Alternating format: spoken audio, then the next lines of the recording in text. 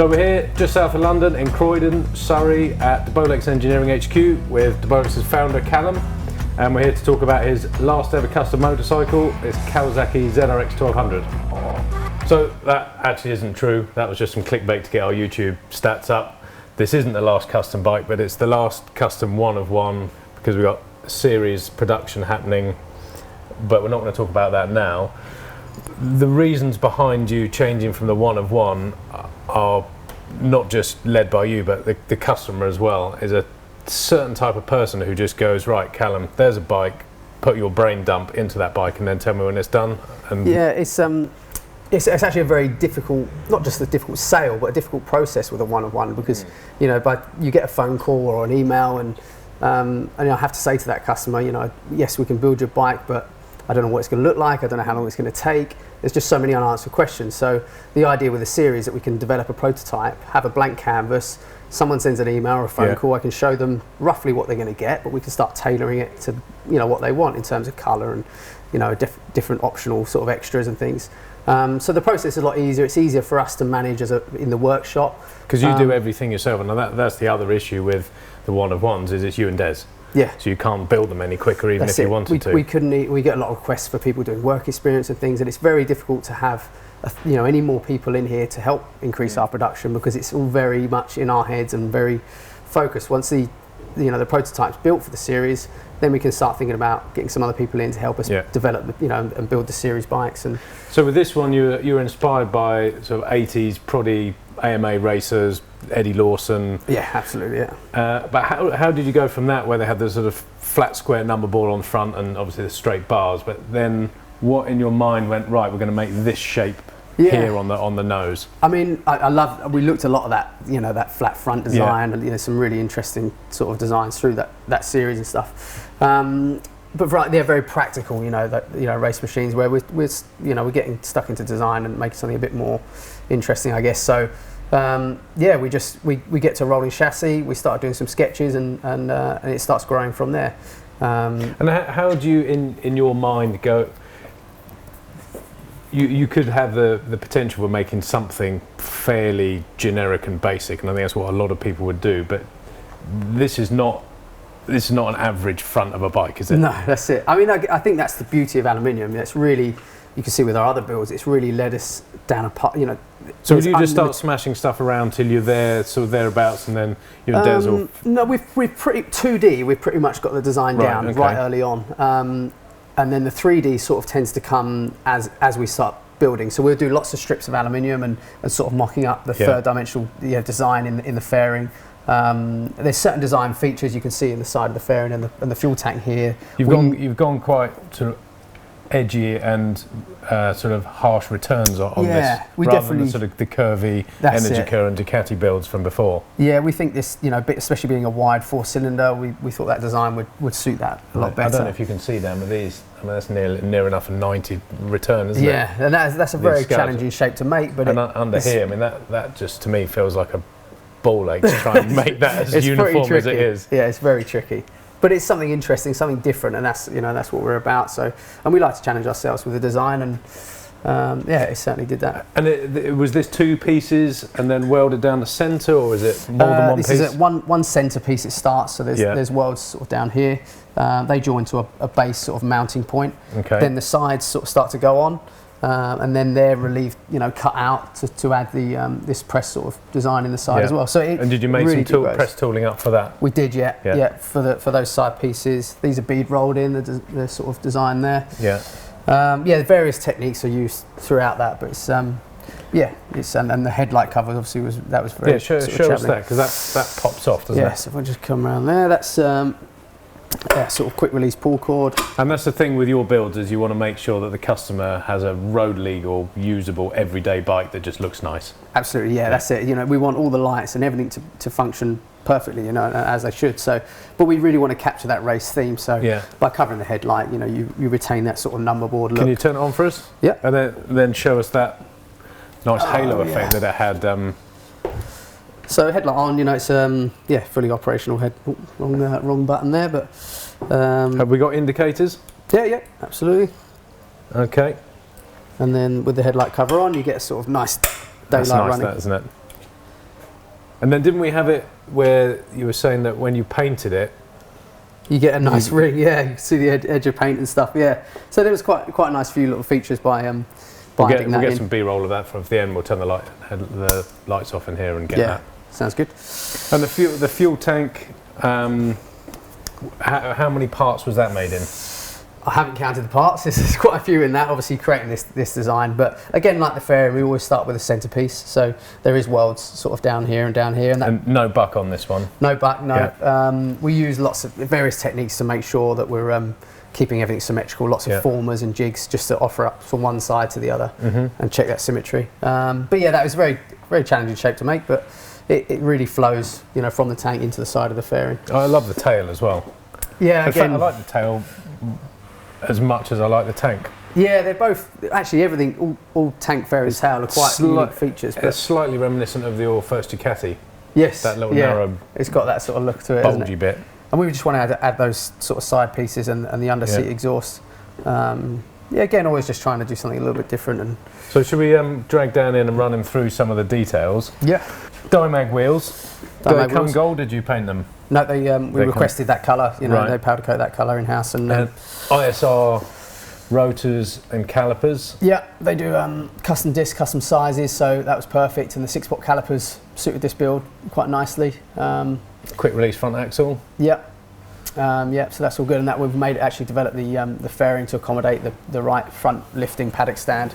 So the Dan, if you could just get under here, there's even a bit in the bodywork here, so you can get a full lifting stand, race stand in there. That's it. So the front wheel can come out really easily.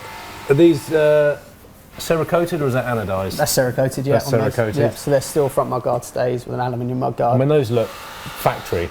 Right. Yeah, we really enjoy making those actually, and we've had so many different variations on all the builds. But it's only a tiny basic thing, but that'd be really easy to just do 2 bosses and a bit of bent rod, wouldn't it? Yeah, but that's it. And we like to do things a bit different there, and they're fully floating that mudguard. So actually, when you release the front wheel, you need to fold the calipers out so the wheel comes out, and that all pivots. That part there is Maxton's design, just to allow the mudguard to stay in position, but the calipers to roll out.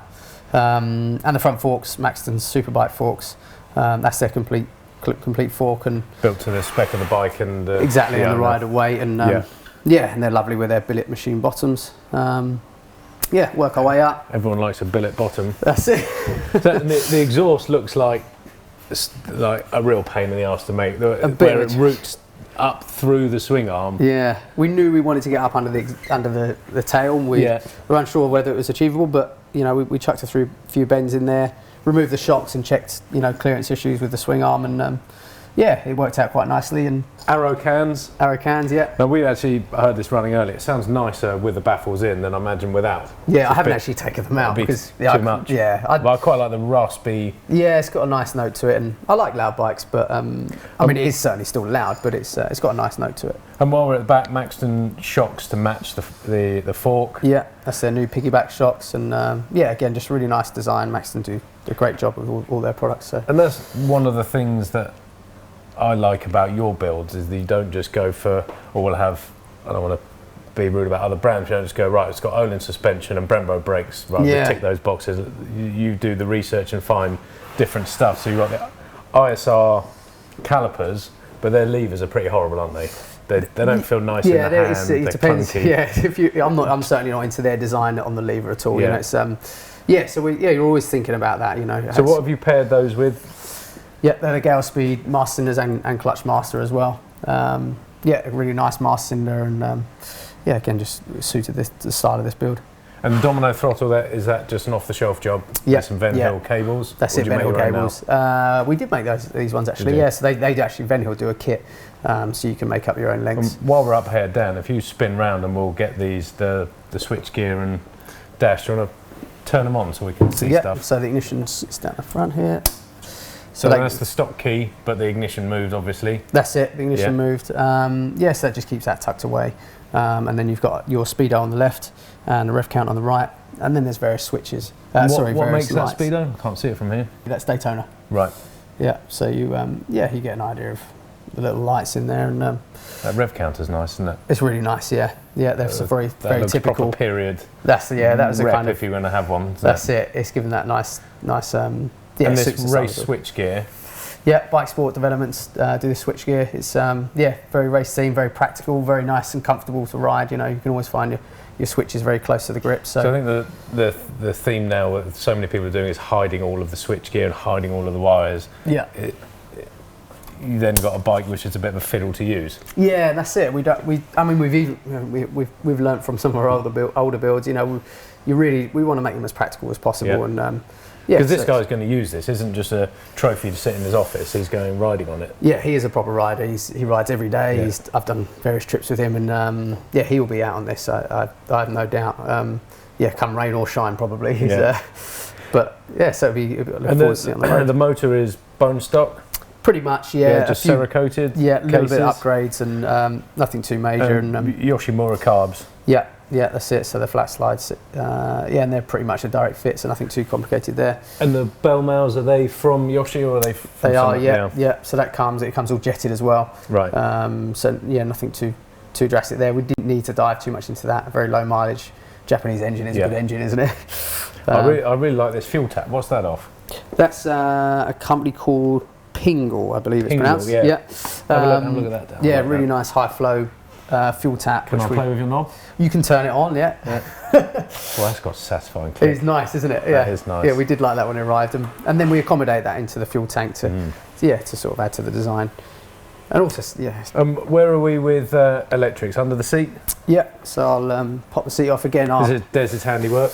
It is, yeah. Well, actually, I dived in and helped Did out you? a little bit on this one, yeah. That's a geeky thing to say, but that's really nice black. It is nice, isn't it? What is it? It is a type of vinyl. It's quite a soft, it's quite a stretchy vinyl, actually. And vinyl over leather because it's just more practical and far more practical on a motorcycle. And we've always used Alcantara with a lot of our builds recently, but we thought we'd do something a bit different with this. Yeah. So again, a quick release catch to lift the seat off. Okay. And that opens you up to Motor Gadget M unit for all our wiring issues. Is there anyone else making anything better than Motor Gadget at the moment? They seem to have got it nailed. They have definitely got it now. There is a few other things that work absolutely fine, but Motor Gadget is... Yeah. And Sure batteries you've been using for years and you rate them, don't you? Yeah, really do. I mean, you hear various things of people with lithium batteries, but they've all been fairly efficient for us, so we just got to look after them. And there's a bit of extra subframe here, so what do? Chop here and add this in? Add that in, and then different sort of battery box mounted in the back, and all the exhaust hangers. The exhaust is all rubber mounted in the back there, so it's nice and nice and secure. And then there's all heat wrap underneath the exhaust there, just to just protect any paintwork, anything. It doesn't get very hot at all actually in the back there, so that's quite good. Usual Bolex tidiness. That's it. Pro bolt fixings. I'm trying to find a fault, but I can't yet. You've been trying since you got it. I have, yeah. You did find a clip out of place on the front. The clip was out of place, and I have to say, my tee had a bit of scum floating on the top. Oh, did it? Yeah, I did. I sort of sabotaged that a little bit before I gave it to you. Yeah, so the Bolex tee, 5 out of 10. Yeah, maybe it's not my best. And everything else, is there anything we've missed? We've got, where are the rear sets from? Rear sets are, I'm going to forget now, they're Giles. Rear sets. Giles, right. Yeah, they were actually on the bike when it came to us. We've just anodised those black. Yeah. Stock swing arm, Cerakoted. We've made the chain guard. Chain set, Talon. Yeah, Talon, that actually came Dimag, fit a Talon wrist sprocket, so that was good. Samco classic black hoses, an aluminium radiator cowl that we sort of And you made that? Yeah, Des actually made that as one of his parts, which he made. Yes, again, you try and lose the radiator and focus the design on the fairing. So that's why we've got that in that satin black finish. And is that an aftermarket cover? It's not, no, that's just satin black. Yeah, just with Pro Bolt fixings on there. Underrated, the ZRX. Oh, yeah, it's a great looking bike. It's a really great bike, yeah, and the engine, I mean, its performance is great. It really pulls well. Can we? It's pissing with rain outside. Yeah. We were going to go for a ride, and you promised me a go, but it's literally pissing with rain, and you could hear Storm Dennis has left all twigs and stuff all over the road. So we're going to do it in here. Yeah.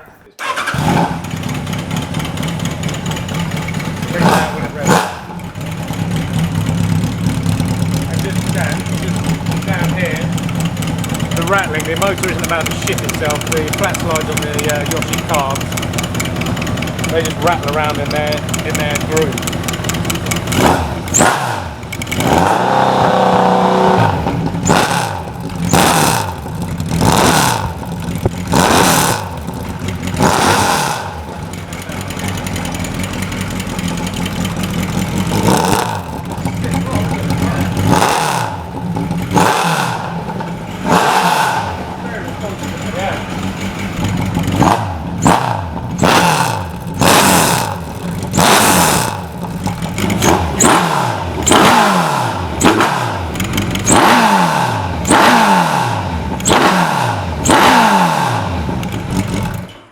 So that's how the motor sounds. I'm sure you'd agree it sounds the business, but while Callum's around the corner, I don't want to blow smoke up his arse while he's here. But the thing for me about the Bolex builds that you don't get to see, that I find the most impressive, is the fit and finish and the bracketry and the bits that go on underneath all of the pretty exterior. And I've just noticed over here, there's a couple of jigs for getting a bend perfect on a bracket, another jig for setting up some bosses for welding on a bracket. And yeah, everyone's seen jigs before, but it's when you dive in, you see these tiny little intricate mouldings and things are chamfered and relief nicely. So we're gonna take the bodywork off and have a nosy around at the geeky stuff that I like. So I don't know where he's gone, he's faffing around the corner.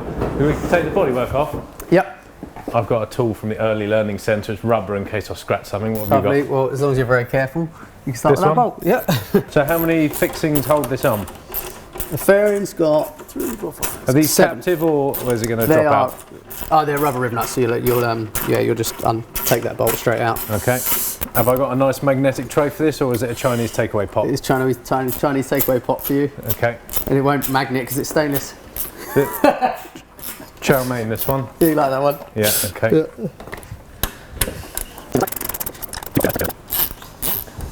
Well, this might be a bit geeky for some people, but selfishly, I want to see all of this stuff. Yeah, there's some good stuff under there. There's a lot of time. It's nice to show it. And But stuff, so. you've got a motorsport background, haven't you? You've always been down at Goodwood and you've built cars. Yeah. I mean, it's You've grown I've up certainly with. seen a lot. I mean, some of those cars you see at Goodwood and various places, like it really inspires you to sort of. And the aviation as well, that. isn't it? Yeah. You're a qualified pilot. You've been around bikes, planes all your life, as well as bikes. Yeah, and all that stuff just really it just makes you want to. Yeah, I guess it's got to be done moulded how right. I've. Yeah, exactly. Especially with aircraft. But So what am I doing if here? you just support the back there, Yeah. it should just all pop off nice and easy. Just make Okay. sure it's not rubbing on the side of the. So we got up or And that's it. That's it. And drop. And I'll just grab the indicators there, so and that's it. We're out. nice. So I'll show you the back of the fairing. Pretty damn. This is good on the inside and the outside, there, isn't it? Try to. Yeah, it's obviously So that's this all metal is finish on the this is the inside. catch to release the Exactly. Yeah. headlight cover. Yeah. That's the hole where the pin goes through for the lower yoke. front stand. Yeah. And So then- I know we promised a shorter video, Dan. I'm sorry, but the bits in here, the bits are like all of the little brackets. Have Yeah. you got a tool for? Yeah, we've pressing got these? Yeah, we've got various tools. Those ones we actually make up ourselves. So some of the smaller holes and some of the larger holes we actually buy in a tool from Stacey. So And you keep stock. that's it. Yeah, small ignition barrel and a Kawasaki small don't have to give a gash key. I mean, imagine back in 2008, you bought your brand new ZRX 1200. You got a key out of a cracker. Yeah, it's not too good. We have thought about making our own keys. I but, think maybe you should. yeah, it's on the list of things to do. There's Long always list. many, but yeah, so lots of So steel brackets. these, when you go, that goes back on. Yeah, that bolts just straight mount back in there. Straight back in there. That's rubber mounted as Motor well. gadget indicators on there, and the small square headlight wiring, and the M buttons mounted in the front here. Yeah.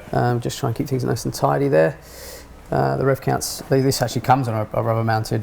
This does. Yeah, it actually comes with that bracket, which is a really nice So that's bracket. a really nice rev count, isn't it? Yeah, it's really neat, and yeah, and then we just fabricate this one up to mount all the little lights and switches in, and the speedo. Yeah. No crimp Yeah. connectors and bodge in there, is there? That's it. We try. Do you do all your own wiring now? We do. Yes. Yeah. You tried outsourcing it for a bit, but again, you prefer doing it yourself. Yeah, it's just one of those things. It's easier to keep it in house. We can really get to the level of finish that we want to with the wiring. So Yeah. but is yeah, the- that's the front end. We can Is there much to look at the back? Or? yeah, I think it'd be. It's my favourite little ratchet spanner. That's tiny, Ratchet isn't spanner it? or ratchet? Ratchet spanner. I do like a ratchet spanner. Have you seen the That's open-ended really- ratchet spanners? That's pretty useful. Yeah. Those two are out the front of there, and you can have the honour of lifting that off. Yeah, so in here we have the Shoreye lithium That's a battery. proper size Shoreye as well, isn't it? Yeah, and it's That's a fair old motor to crank, isn't it? Yeah, and that powers out absolutely fine. You can Yeah. see with all the exhaust is rubber mounted in the back here.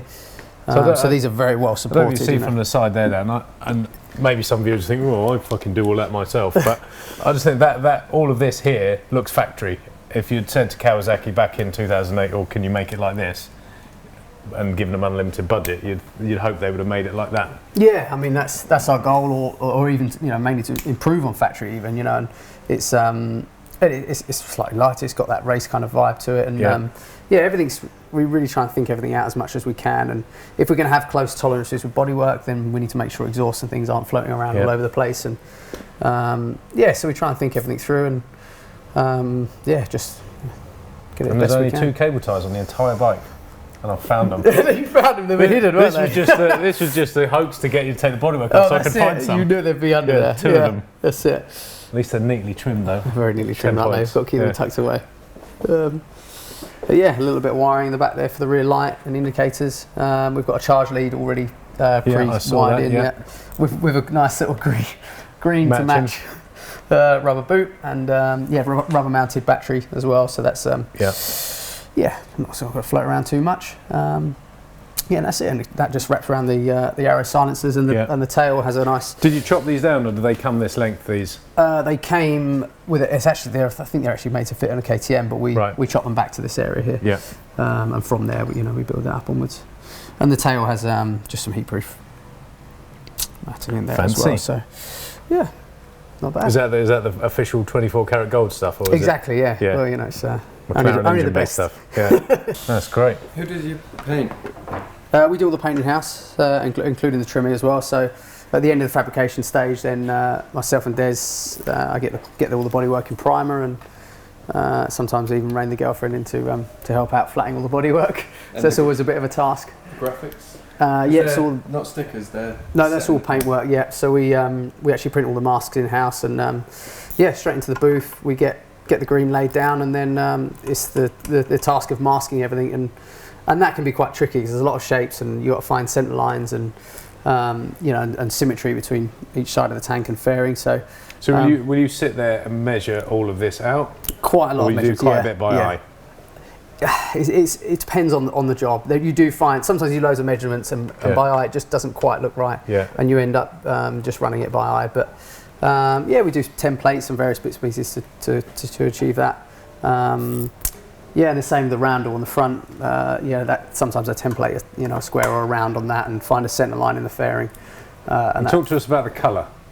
Yes, Because let's face it, it's not Kawasaki lime green, It's and not. it's not British Racing green. Yeah. It's It's flat olive. bogey green. It's pretty good. Yeah, I mean, it might be one of those Marmite colours, but yeah, for us, the bright Kawasaki green is that's not our style, and an army, very dark army green is not really us. We did talk about the metallics, And you do a lot of flat colours. You're not a massive fan of We've metallic, done or one metallic actually, the Street Twin that sits down there, but I do like metallic, and there was talk of this, a nice sort of metallic, light I'm metallic glad you've green. done it flat. I like the flat Ducati you brought to Paris, which was similar blue blue one, to that. that's that a you got lovely on the colour. shelf up there.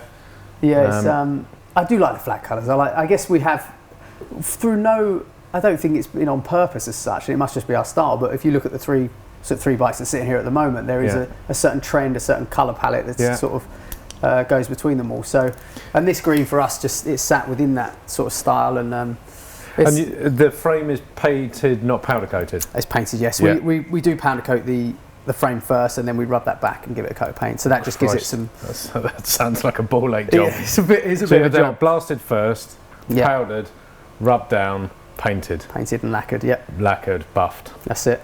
Tied it up. So, and that gives you the finish on the frame that we get on the bodywork, and and that's something I really wanted to do on this build. It's a black frame. I think it probably just wouldn't have popped so much. So No, I agree there.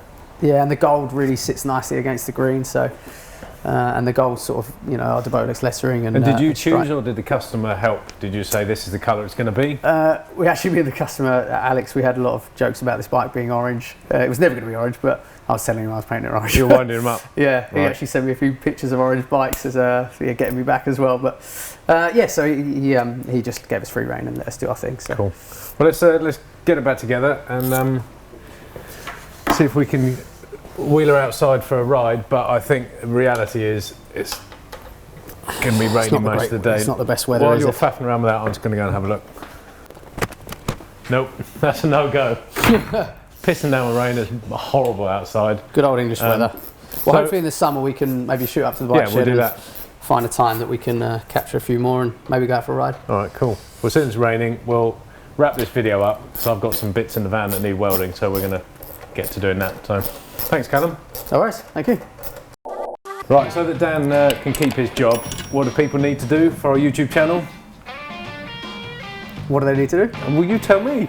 I don't know. Oh, mate. Subscribe! I thought you were smart. No, you were saying that bit. Huh? Last I mean, time no, I it looks- said to do what, and you went. No, like it a looks subscribe. staged. I thought last time I Fuck me. don't know what's going on.